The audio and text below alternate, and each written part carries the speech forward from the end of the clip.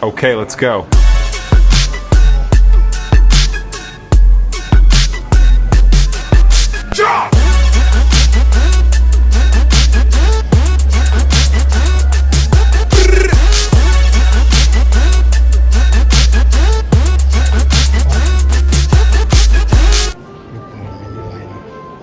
Ibrahim has called for a freeze on approvals for military procurement contracts until the approval process is fully scrutinized for compliance with standards and regulations. Anwar said while the government will not interfere in the ongoing investigations by the Malaysian Anti-Corruption Commission, there is a need for strict and thorough action. He said all procurement processes must also be reviewed and revised to ensure full compliance with the law. The armed forces have come under scrutiny recently over allegations of corruption and abuse of power among senior officers, particularly concerning military procurement projects and tenders. Yesterday, MACC Chief Azam Baki said the Anti-Graft Agency will likely propose criminal charges against several senior officers following investigations into a top armed forces officer and a cartel linked to army procurement contracts. He also said the investigation was sensitive not only due to the large sums involved, but the seniority of the officers implicated. Khadijah Juno, FMT. Duit kamu murah, tahu tak? Nak pergi kerja buat apa? Berapa juta duit kamu sama dengan RM100 Malaysia. Rakyat Malaysia murah, tahu tak? Nak pergi kerja buat apa? Berapa juta duit kamu sama dengan RM100 Malaysia. Rakyat Malaysia Yo, minasan konnichiwa, apa kabar semua? Assalamualaikum warahmatullahi wabarakatuh. What's up? Untuk tetangga Waham Indonesia, pakcik-makcik dari Malaides. Ya, hari ini kita akan membahas pembelian alutsista persenjataan perang dari tetangga Indonesia yang kaya raya, yang punya ringgit berjaya. Tapi kali ini dibekukan oleh PMX Anwar Ibrahim karena rupanya negara kaya raya ini penuh banyak korupsi juga. Jadi yang saya sedikit agak kaget itu Malaides ini kan suka FOMO. Jadi nggak mau ketinggalan lah dari Indonesia. Jadi Indonesia saya lihat belikan dan Rafale itu jumlah totalnya 228 triliun dirupiahkan. Nah, kawan ini saya pikir beli Rafale juga. Rupanya beli ATM. Yes, you had that right. Katanya ATM ini untuk pasukan terjun payung. Apa ATM? Perasaan saya tahun 2000-an saya sudah punya ini ATM ini. Buat main di, buat main di pantai, terus off-road. Oh, mungkin ini ATM. Lucunya, ATM ini satunya harganya sebenarnya itu 250 jutaan lah. Ya, dirupiahkan. 250 jutaan berapa? Tahu-tahu dikorupsi juga sama pejabat-pejabat Malaides ini harganya. Coba bandingkan. Satu ATM ini 250 juta. Nah, Indonesia dia beli 257 juta kali 7. Nah, Indonesia kan nantilah Rafale aja dulu kita bahas. 42 buah. Harganya ya 2 triliunan lah. Antara 1,6 sampai dengan 2,5 triliun. Tergantung aksesorisnya lah nanti. Kan ya kita taruhlah 2 triliun satu pesawat. Ini yang negara kaya raya yang mana satu ini? Ya, saya maklum, saya lama di Jepang, saya kurang paham. Tahun 2025 negara maju ini yang ngaku negara maju Malaides, tahu saya. Yang ngaku kaya Malaides. Yang ngaku teriak-teriak di komentar aja banyak ini yang teriak setiap video saya. 1 ringgit 4.100 rupiah. Ringgit berjaya kok. Tampaknya ringgit kuat ini purchasing power, daya beli rendah sekali. Kalah dari negara yang katanya miskin konon ini. Kok Indonesia ini bisa beli total pembelian jet pesawat aja Kaan dengan Rafale 228 triliun. Sementara kawan ini cuma beli ETF 7 buah. Itu pun untuk 30 tahun katanya. Saya mau ketawa ini. Teman-teman, maaf saya terlalu lama mungkin di Jepang. Saya nggak jelas nih negara mana yang kaya ini. Yang aku kaya cuma beli ETF 7 buah, harganya 250 per buah juta, 250 juta. Itu pun dikorupsi sama pejabatnya, di markup. Sementara Indonesia beli 42 Rafale jet tempur yang harganya 2 triliunan, satu beli 42 buah, Kaan juga 42 katanya. Jadi total ini 228 triliun. Ini saya bingung nih, negara yang kaya negara yang mana ini? Bingung saya ini. Ya. Jadi kawan ini, ETF ini, negara kaya, super maju Malaysia ini beli ETF 7. Itu pun kena korupsi, ya. Jadi dibekukan ini, tadi udah lihat kan dibekukan oleh PMX Anwar Ibrahim karena terlalu banyak korupsinya. Kan biasanya mereka menghina Indonesia banyak koruptor. Akhir-akhir ini udah kurang lah Indonesia sejak Pak Prabowo ini kurang. Rupanya kawan sebelah ini korupsinya parah sekali. Beli ETF aja dikorupsi. Ini harganya barunya 250 ini jutaan rupiah. Ya.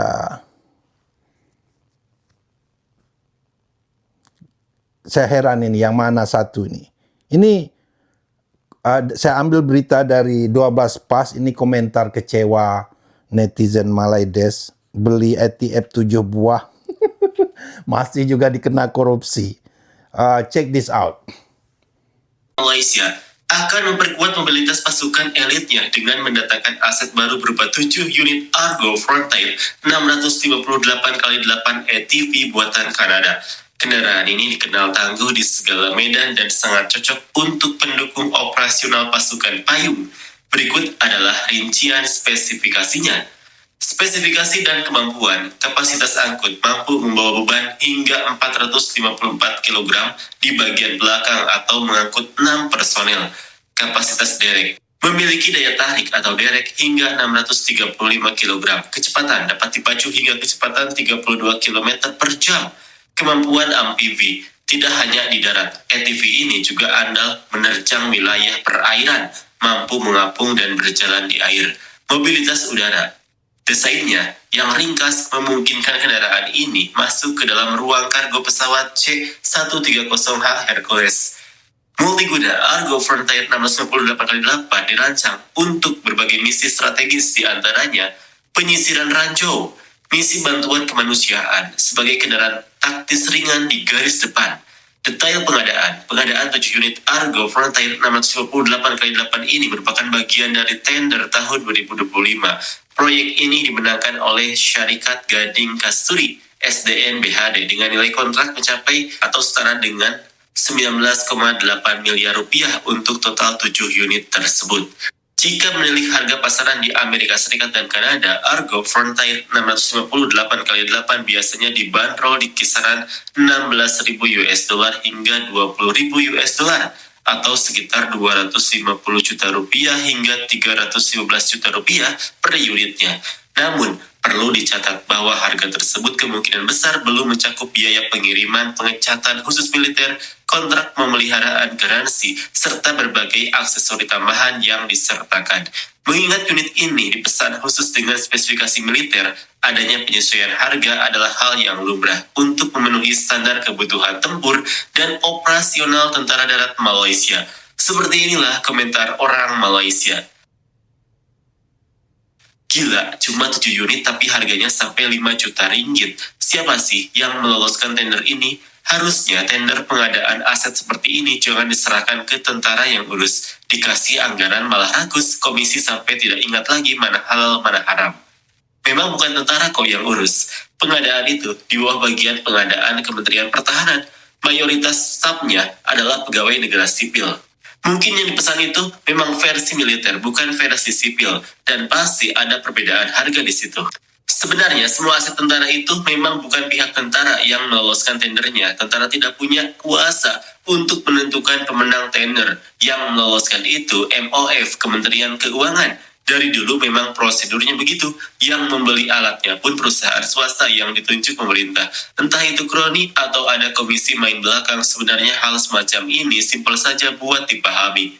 Kalau harganya sampai hampir 1 juta ringgit per unit begini, mending suruh anak-anak sekolah vokasi saja yang buat. Kalau mau gampang, kasih saja Pakistan yang buat. Mungkin buatan Pakistan bisa lebih murah dan kualitasnya lebih bagus. Harga segitu sudah termasuk biaya perawatan sama suku cadang buat 30 tahun ke depan kali ya.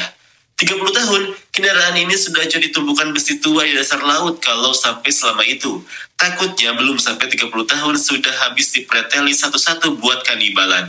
Waduh, 30 tahun, harusnya barang begini diperbaharui setiap 5 tahun sekali. Siapa tahu ada versi terbaru dengan harga yang lebih masuk akal. Kalau sudah lewat 10 tahun, rasanya sudah tidak layak lagi, kecuali kalau truk atau kendaraan berat. Barulah sebanding kalau mau dipakai sampai 30 tahun. 5,67 juta ringgit dibagi 7 unit. Berarti 810.000 ringgit Malaysia atau sekitar 2,8 miliar rupiah per unit. Markupnya gila-gilaan banget. Saya lihat ada unit bekasnya. Harga barunya saja cuma 5.500 dolar, sekitar 20.000 ringgit Malaysia. Ini sih benar-benar keterlaluan. Tumpuan dunia. Seluruh dunia perhati Malaysia. Bagaimana kita boleh handle Trump esoknya dengan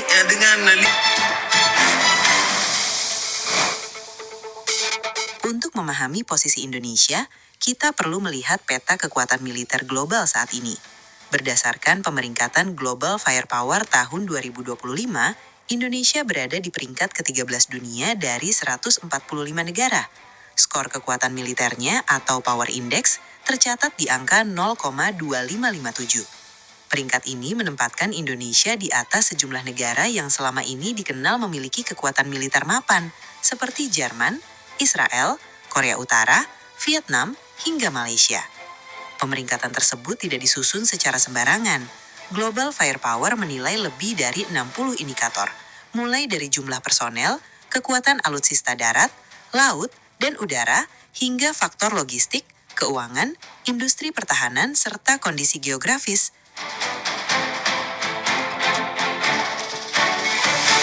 Di kawasan Asia, Indonesia berada di jajaran 7 besar, dan di Asia Tenggara, Indonesia menempati posisi teratas. Fakta ini menegaskan bahwa Indonesia bukan sekedar kekuatan regional, melainkan middle power militer dengan daya gentar yang nyata. Namun, Indonesia ini anggaran untuk militer aja tahun 2026 ini 338 triliun kalau nggak salah. Sementara negara tetangganya yang ngaku-ngaku kaya ini beli ETF 7 aja udah nggak kuat, udah dibekukan karena banyak dikorupsi. Gimana mau beli jet Rafale, Kaan, J10 ya. Untunglah ada dikasih bos besar kapal ringkas, kapal hibah itu. Aduh, saya heran ini. Kok pakcik-makcik yang komen sombong-sombong yang sanggup masih komen Rp1.4.100 di sini. Ini muka kalian kemana ini? Aduh, ini pasti nyumput masuk goa semua ini. Ayo ngomong, kalau berani kasih saya keterangan, kenapa ini negara kaya raya ini nggak punya uang? Buat apa percuma Rp1.4.100, walaupun Rp1.100.000 pun kalau kau tak sanggup beli satu pesawat. Indonesia ini 86-an pesawat ini Rafale dengan Kaan. Ini hampir 8 miliar US dollar, 8 juta gila, 228 triliun rupiah. Ini negara yang kalian hina, sementara negara maju yang kaya raya ini kononnya tumpuan dunia beli ETF 7 buah. Harga satunya 250 juta lah.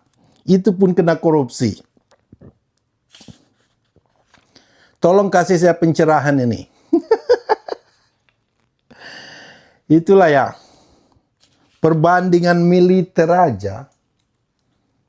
Itu GDP, semua kekuatan militer aja itu ada nanti. Ini yang tahun kemarin datanya udah nggak valid ini. Sebenarnya GDP Indonesia itu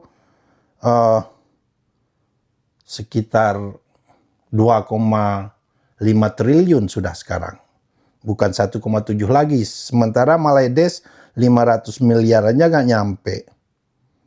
Di ranking Asia aja, ranking militer di Asia, itu Indonesia nomor 1, Malaysia ini, mana Malaysia ini nomor, lama di bawah Filipina, di bawah Myanmar. Macam mana ini? Aduh, duy. Ringgit berjaya macam mana nih? Duit kamu murah.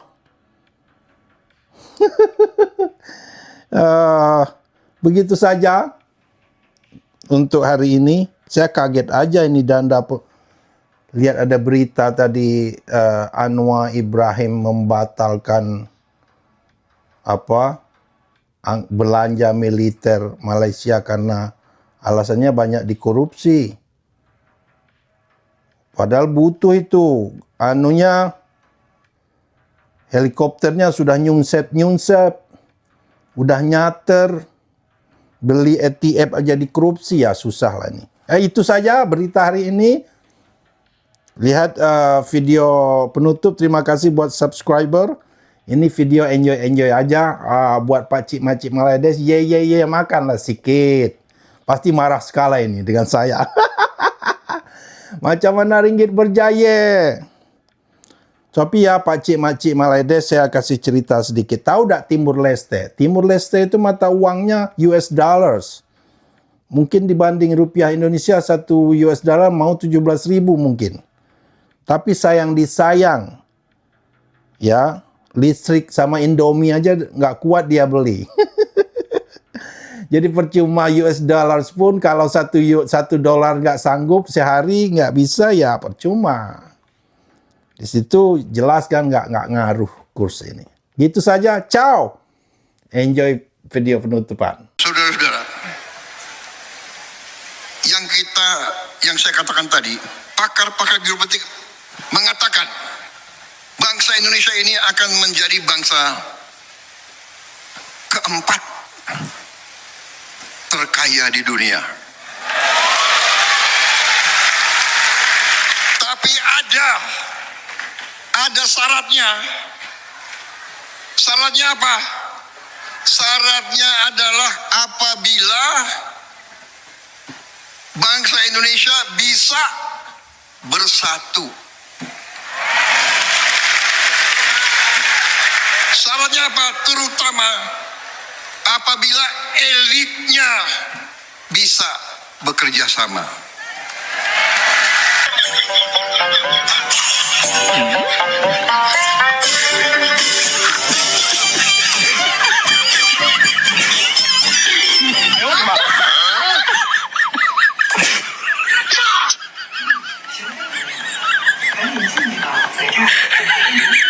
有人。